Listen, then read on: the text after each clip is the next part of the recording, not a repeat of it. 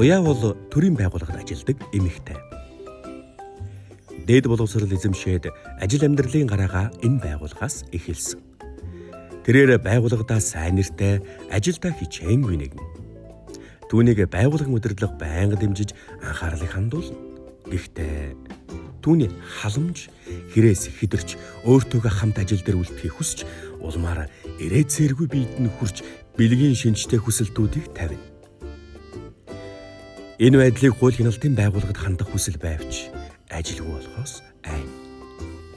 Энэ эмэгтэй ажилласаа гарвал тэдний гэр бүл орлогогүй болно.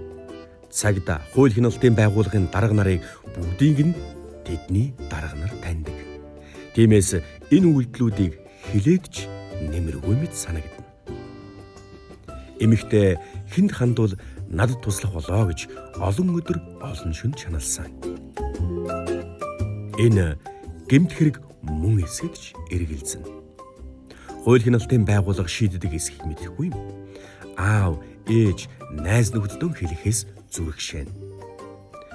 Бүгд л өөрийг нь буруутгах хандлагатай. Хэдийгээр түүнд ийм золгүй явдал тохиолдсон ч нийгмийн үйлчилгээ ээлтэй хүний эрхийг хамгаалдаг улсад амьдрахыг мөрөөдөж байна.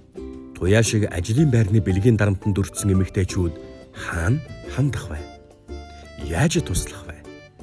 Тэдэнд зөвлөгөө өгдөг тусалдаг байгууллагуудын талаарх мэдээлэл нь хүний эрхийн үндэсний комисс болон цагдаагийн аль нэг утас руу нэг л тохиход өөрийгөө хаана, хизээ, хэний зүгээс хүчирхийлүүлээд байгаагаа хэлэх шаардлагагүйгээр түүнд туслана.